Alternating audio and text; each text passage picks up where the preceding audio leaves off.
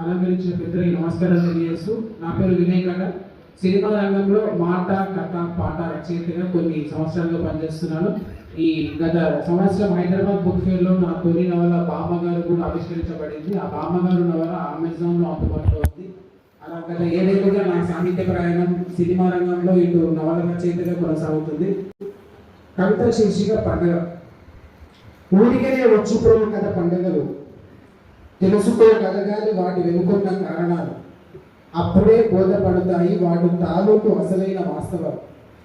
ప్రకృతి నేర్పే జీవిత పాఠాలను ఏ గురువు నేర్పలేడు. కాలానికి మించిన గురువు అసలు ఈ లోకంలోనే లేడు. బాధల భారాలతో ఎప్పుడూ నిండే ఉంటాయి మది నదులు.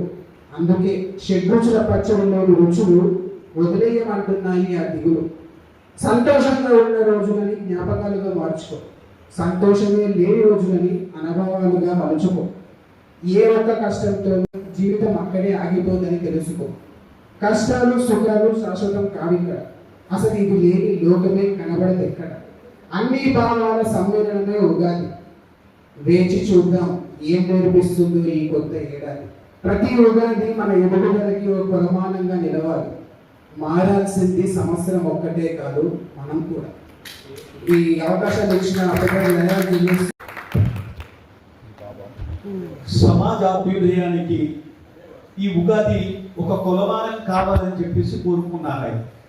అందువల్ల ఆశావాద దృక్పథంతో ఒక ఉన్నతమైనటువంటి లక్ష్యాన్ని తన కవిత్వం ద్వారా చెప్పాలని ప్రయత్నం చేశారు. ఏమీ లేదు, అంతా ఇక్కడ ఒట్టిదే, శూన్యం, అంతా చీకటి, అంతా అగాధం, దుఃఖం అని చెప్పగలిగే వాళ్ళు ఉంటారు. కాదు కాదు, ఎన్ని దుఃఖాలు ఉన్నా ఇక్కడ కూడా కొంత సంతోషం ఉంది. అన్వేషణ చెయ్యండి, మీరు సాధన చెయ్యండి.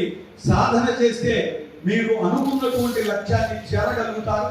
నిరాశపడకండి, ఆత్మహత్యకు పాల్పడకండి అంటూ ఆశావాద దృక్పథంతో మానవులందరూ కష్టపడాలా, శ్రమించాలా, ఈ సమాజం యొక్క అభ్యుదయం కోసం మీరు ప్రయత్నించమని చెప్పేసి వారు తెలియజేశారు. అందుకు వారిని అభినందిస్తున్నారు.